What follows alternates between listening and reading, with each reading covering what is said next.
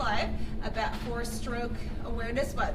Today we are here in the Physical Medicine and Rehabilitation Gym at Zale Lipshe with Dr. Heather Adair, who is a physiatrist here at UT Southwestern. She's been here for about 10 years, as have I. We're going to talk about stroke recovery and rehabilitation and also show you some of the cool equipment that our stroke patients are able to use here. So don't forget, as always, make sure you ask questions in the comments section of our field, and please like and love and share the conversation as we go along. So anyway, thank you, Dr. Adair, for being here. Thank you. We're going to have a lot of fun. I guess the first question that we get a lot of times is, what does stroke recovery look like? So physical medicine rehabilitation, we get involved with stroke patients within the first 24 hours of them being hospitalized. We actually do consults while they're in the acute hospital, and what we do is we figure out where they would do best doing rehabilitation, whether it be in an inpatient rehabilitation unit, whether they can go home or some other setting. So when they end up in an inpatient rehabilitation setting, they come up here to our inpatient stroke unit here on the 6th floor at Zale Lipshe Hospital. So once they get up here, we have a whole team that works with them. So the team includes a physiatrist like myself. We also have a physical medicine rehabilitation resident who is part of our team. We have a psychologist who is trained in rehab and specifically in stroke. We have physical therapy, occupational therapy, speech-language pathology. All of those therapists are actually specialty certified in stroke rehabilitation as well. We have a recreational therapist that works with them. We have a care coordinator. We have nursing staff that also is specialty trained in rehabilitation nursing. We have social worker. We have a dietitian who is part of the team. And if needed, we have a chaplain services that can be part of the team as well. I'm not sure if I've missed somebody there, and part of our team, we have a very big team going on. So they get brought into the inpatient rehabilitation unit, and what we do is we're really focusing on kind of recovery of the stroke itself, so neurologic recovery, as well as trying to get them more functional so we can get them home safely. The inpatient rehabilitation unit is just the first stop. After they get to the inpatient rehabilitation unit, rehab continues. So what we hope to do is we get them home, and then we continue rehabilitation in an outpatient setting, where they continue to do therapy and continue to have recovery. So and education is a big part of the recovery process, correct? Yes, it sure is. And we have a great education series here for our inpatient rehabilitation or our inpatient stroke patients. What we do is we have a series of, I believe, 10 classes that we do Monday through Friday. It's from 3 to 4 every day, and we have different people teaching them. We have different subjects to include, medical complications after a stroke, how to prevent strokes from happening again, risk factors, modifiable risk factors that we can change, bowel and bladder issues that the nursing staff teaches. We have physical therapy teaching classes, occupational therapy teaching classes, speech therapy teaching classes. We have classes on sexuality post-stroke. So what we do 3 to 4 every day, we have all our stroke patients attend these classes, and we really try to get the family members to attend as well, or loved ones, caregivers that they're going to have, so they can also be educated on what to expect post-stroke. And what it allows us to do is it allows us to actually interact with them. So if they have questions at the time, if they can't make it to the classes, we do have handouts that we will give them and answer questions on a one-on-one basis as well. So, well, it seems like you have a large team here. So let's show off some of the equipment. Sure. So we're looking at a body weight support treadmill, and with it we have Kelly Farrell and Giselle, who are therapies. You're a physical therapist, and you're a therapy technician. So what's happening here? So we often use this system to help our stroke patients get back to moving around and more functional, specifically with walking. And so as you can see, Giselle is helping advance her limbs. So often after a stroke, one side of a patient's body is affected, and so this allows us to work on gait mechanics in a more safe environment, as well as more repetitions, and then really focusing on the mechanics and making it look really pretty to help them not compensate with movements they might overground. So we can unweight their body with this system and allow it to be a lot easier when they're moving around and make them not weigh as much as they would over ground. And like I said, a lot safer. This system can catch them if they lost their balance. We can stop it really easily. Sometimes it takes one person like Giselle is, and then sometimes we have someone in the back weight shifting if they need more help with their posture and really putting weight on that affected side. So we can make it easier and harder, and with less weight, faster speed, less assistance, and things like that. Sometimes we have to use bracing on the treadmill to help with controlling the muscle strength they've lost, specifically at their ankle or their knee. So it allows for a really safe environment for us to make it look pretty in the end, basically. So one of our questions that came in was somebody was wondering, you know, what advice would you give to the family members of a stroke patient during rehab? So, you know, advice to the family members is, again, you know, be supportive. You know, that's one of the things, a good support system really actually improves recovery from stroke. And then ask questions. You know, we have a large team here in the inpatient rehabilitation setting, and again, this is, you know, again, a huge event that occurs both in the patient and their loved one's life. And there's always lots of questions, and we're here to answer those questions and really help both the family members along as well as the patients along to kind of understand what's happening and how to best support the patient and themselves. That's very helpful. Well, I think now, thank you ladies for showing us this. I think Kelly's going to show us something else. A car transfer system. We're going to talk about car transport. Thank you. So one big thing that we want to work on when patients here is getting in and out of the car so they're safe for discharge home. And luckily we got this new piece of equipment which makes it a lot easier for us to do. We have a lovely demonstrator here. This system, we can raise it or lower it depending on the height of your car. And it's really easy because it's right here in the gym. Before we had to go outside and do it, so it was a lot harder. But it allows us to safely get the patient in and out of the car with a walker, with a sliding board, with no device, whatever their situation is. And we can lower it to make it more like a car, and then we can also bump it up to make it taller like an SUV. So we have family members a lot of times measure the height of their car to make it really personalized to them. And then we have family members come in for family training to help with the transfer and make it a lot safer too. So it's been great for our patients here and making them safer and the family feeling more comfortable when they're going home, because that's a big thing with like doctor's appointments and therapy when they leave, being able to get in and out of the car. So what you mentioned support earlier. This is another question. You know, how long does a stroke patient typically stay in rehab? Is it a long process? You know, the inpatient rehab portion is not a very long process, actually. I believe our average length of stay here at UT Southwestern is, on average for both hemorrhagic and ischemic strokes, is between 14 and 15 days. A little bit less time, usually about 12 days for the ischemic strokes and a little bit more for the hemorrhagic strokes. But that's kind of the average. So this is really just the inpatient rehabilitation unit is really a jump start to the rehab process. Again, the rehab process takes much longer than that, couple weeks. But in the inpatient rehabilitation unit, that's about the length of stay.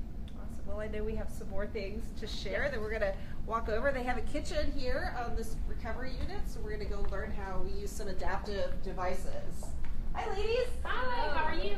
We're good. So here, ladies, so we have Lindsay Martin and Mandy Lippert. You guys are both occupational therapists. Yes, ma'am. So how do you work with stroke patients once they're here in the unit? So a lot of our stroke patients come in, and prior to the injury, they were independent. And so once they come onto the unit, they're either using a wheelchair or a walker. And so we work with them to be able to use all of those devices safely within their kitchen and within their home so that they can go home and do all of the things that they need to do. Okay. So what does that include? I mean, it looks like you have everything in here. You have an oven, you have a microwave, you've got a dishwasher. Everything plus the kitchen sink, yes ma'am. We have quite a bit of equipment. I'm sorry, Mandy. We have quite a bit of equipment that we will introduce to patients as they come here, just to increase their independence with things such as self-feeding, being able to prepare meals for themselves or their families as they go home. Because like Mandy said, everything changes once you add a wheelchair or a walker to the situation. So we have a whole bunch of equipment. If they have decreased range of motion or strength in their hands, we have built-up utensils that they could use to be able to feed themselves, things like that. We have adaptive equipment for cutting boards, so if they don't have use for one hand, it'll hold on the piece of food, so they're able to cut it with the one hand they are able to use. Wow. So we will teach them how to safely reach into cabinets with a walker or into the fridge, things like that, just so when they go home, it's a little bit easier for them, and they're able to take care of themselves or their families as needed. Wow. So could you show us how you use maybe one of the grabbers? How would you show a stroke patient to do that? Absolutely. So a lot of times with our stroke patients, they won't have the balance or coordination to be able to reach something super low or super high. So we'll present them with this reacher, pretty standard, have it at Walgreens. So we can go into something like the dishwasher here if they're standing. Sorry if there's dirty dishes. So they're able to come here, they can pull out the rail here and be able to pull out a piece of silverware without having to lose their balance by bending over and bring it right up to them. Just adds that added benefit of safety for them going home. Right. So yes. how long on average do you spend doing this? It seems like this might be really, really challenging for some patients. So we usually do at least 1 to 3 sessions based on how they're doing with using the walker. A lot of times people, once they get really good at using a walker or some kind of piece of adaptive equipment, they start to realize that they're going to be using it in the kitchen. And how do you like transport food from one place to the other? How do you cook? How do you get your dishes from one place to the other? And so we spend a lot of time making sure that they're safe to do that. So we use things like, so this would be our normal, so basically when they're walking around the unit, they would just use a standard walker. And we use things like walker trays that you can place over so that if they are cooking or something like that, they can use the pot, bring it over, and if they need to, they can come and set it down. So it makes these tasks a lot safer because a lot of people, if they're trying initially, will try and hold with one hand, and they have usually weakness on one side, which makes it really challenging. And we want to make sure that they're safe at home, they don't have any falls, and they have a really good quality of life after they discharge here. So now we're not going to walk around the whole place, but you guys have other areas. You have a kitchen here. It sounds like you have a laundry room, you have bathrooms, you have everything in here to really help people go home. Absolutely. Every part that they're going to have to go home to, whether it be bathing, dressing, toileting, whatever it is, we can tackle it here and provide them with any modifications, adaptations that they'll need to be successful going home. Wow.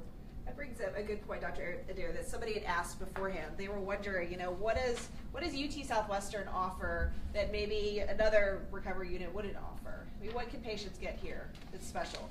So, one of the great things that they can get here is we really do. We have a very comprehensive team. And as I said, not all inpatient rehabilitation units are specialty stroke certified. And again, all our therapists have that stroke, or all our therapists that work with the stroke population have a stroke certification. And so they've been specialty trained for that stroke population, which is really beneficial to patients. Again, we offer that very comprehensive stroke rehab for the patients. Another really nice thing within our stroke population, our facility, because it is UT Southwestern, we see the neurosurgeons and the neurologists see very complicated stroke patients. And we get that here in the rehab unit because, again, we are part of UT Southwestern. And it does allow, too, for that kind of continuity of care. So if there's issues that the neurosurgeons need to address or the neurologists need to address, they're simply a floor away from us. So it really does provide that continuity of care as they're doing their rehabilitation process. Wonderful. Well, thank you so much, ladies, for showing us. We're Thank gonna go look at one other area here. We're doing good on time, and while we're going, we did have another question. Crystal was wondering, should family members attend rehab? So yes, so definitely we definitely encourage family members to attend rehab. So one of the things, especially family members that they're going to be going home with, we'd like the family members to understand what the patients can and cannot do, what kind of help that they actually need, and what they need to be letting the patients actually do for themselves. As you can imagine, family members sometimes try to do too much for patients, and what we really want is for them to really So what we do is we actually do a lot of family training to teach them kind of what the patient needs, what they don't need, so they can continue to work on the recovery at home. So once they leave the inpatient rehab unit, they generally get therapy 3 days a week. But what we expect is we expect them to go home and actually do therapy daily, a couple times a day. And so to do that, what we do is we teach the patient and the family kind of a home regimen, what they can do to practice at home so they can continue to build their skills even between their rehab sessions. That's really helpful. So don't forget, we've got about 10-15 minutes left, so be sure to keep asking questions in the comments field and continue to like and love us. Right now, we're going to talk to a couple of our speech pathologists. So we've got Leanne Sherman and Clancy Piazza. All right, and so how do you guys help with the stroke recovery process? So a lot of our patients following a stroke have dysphagia, which is difficulty swallowing, whether it be just being able to chew up the food if they have weakness on one side, Right. or being actually able to swallow the foods and Okay. liquids. So they could be aspirating, which means that the food and drinks are going down into their lungs instead of into their stomach, which is something you don't Not want to ideal. happen. Right. So after an assessment, we will change the diet, alter their diets to make it safe for them for the time being. And then for treatment, we use, for some of the patients, we use Vital Stim, which is neuromuscular electrical stimulation. Wow. So basically what we do is we attach this machine to some electrodes and we place it on their pharyngeal muscles, or the muscles you use to swallow, and we adjust the settings so that an impulse is sent to their muscle and it provides a contraction to kind of wake up the muscle and be like, you know, this is what you're supposed to be doing. You need to swallow. So along with this, we complete pharyngeal swallowing exercises. So we'll teach the patient, we teach the families, and they complete those during our treatment session. We'll give them things to eat and drink while they have the neuromuscular electrical stimulation on. So how, what kind of things do you give them to eat and drink? I mean, are they focused on really soft things at this point, or do you kind of give them everything in the hopes that they're going to get moving? Yeah. So the idea is kind of to do whatever is safest for them, but also you want to reach a goal. So if someone's on a thickened liquid, you know, you wouldn't want to always target the thickened liquids. As long as they are showing signs of aspiration, so coughing or choking whenever it happens, you can go ahead and give them thin liquids, so that's just regular water. Okay. We go ahead and give them to them so that they can practice that Okay. swallow Gotcha. before we actually would change the diet. Wow, sounds interesting. Well, thank you for that. That is fascinating. And additionally, also what we work on in a general stroke population, we might also see diagnoses of aphasia and apraxia. So, which in layman terms, that means it's a communication breakdown, which can generally affect your speech and your language.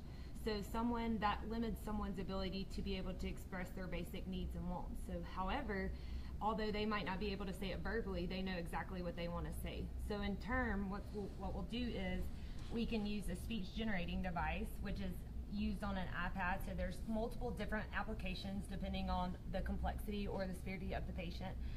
And we'll use different applications to where they're able to free type, or they can press single buttons to be able to express their basic needs and wants. Well, thank you very much. So we did, while we were talking about that, we did get another question in. Dr. Adair, they are asking, you know, if you suspect someone is having a stroke, other than calling 911 immediately, is there anything else you should do to help them? So you really want to call 911 immediately. That is, again, time is brain. And so again, as if you suspect a stroke, 911 now. Okay.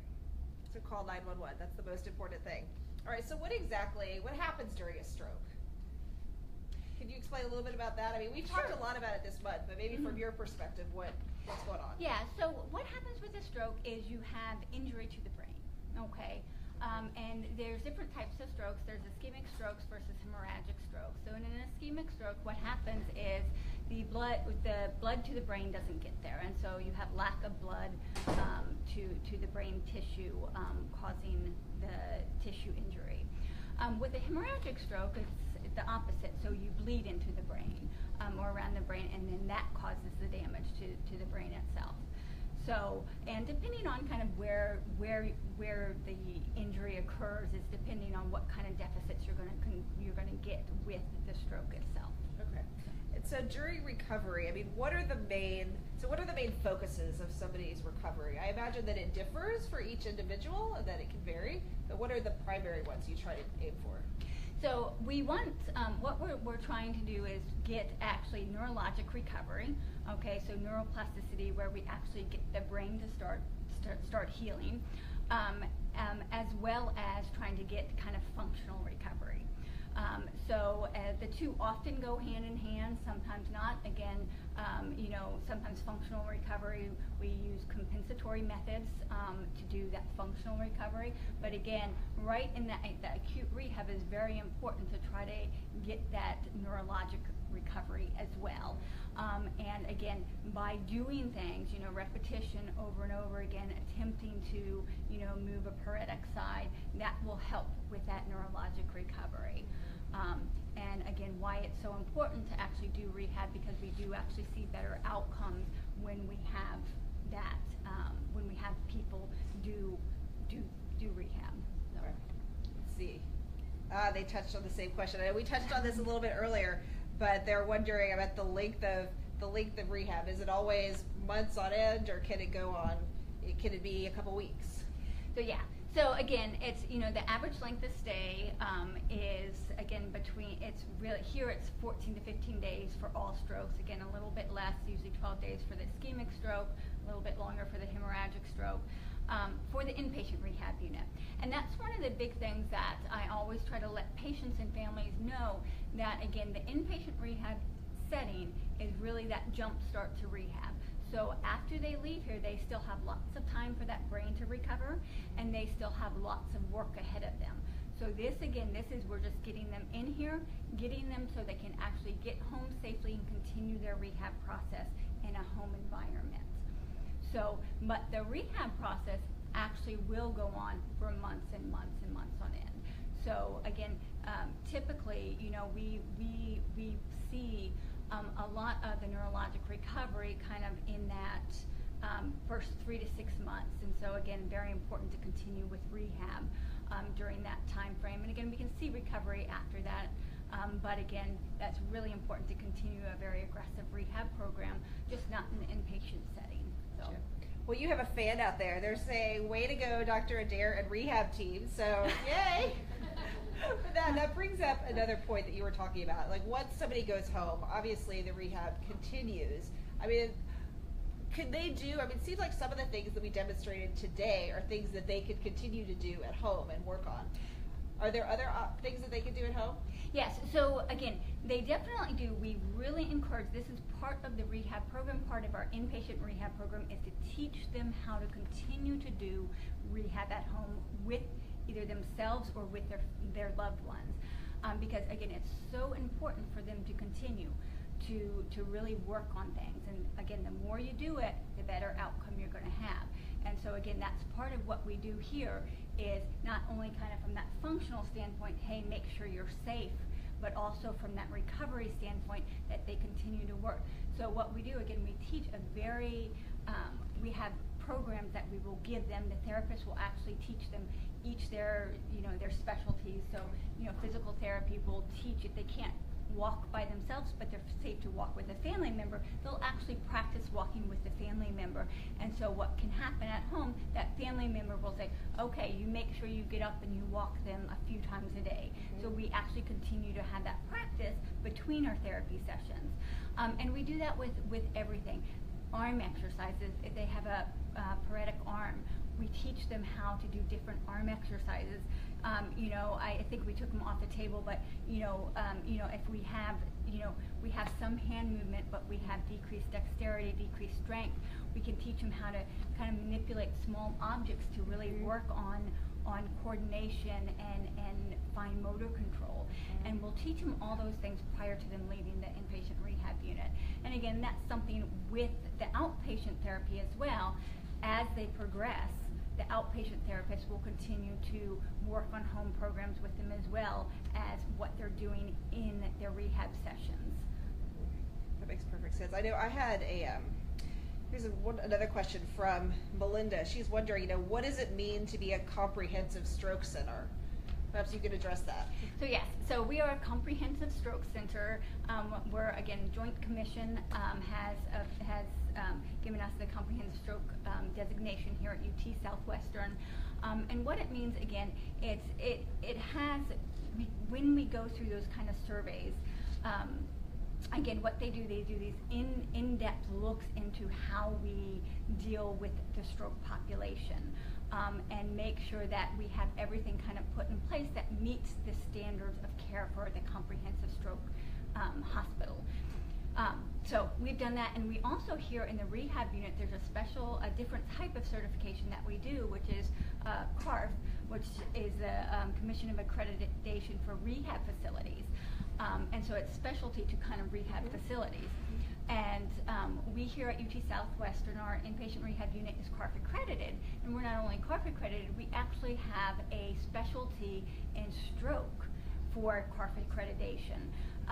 So the CARF accreditation for rehab facilities is the most rigorous accreditation process, and so we're real proud here at UT Southwestern to have that in both our inpatient rehab, just in general, as well as actually getting that stroke designation. Absolutely. So.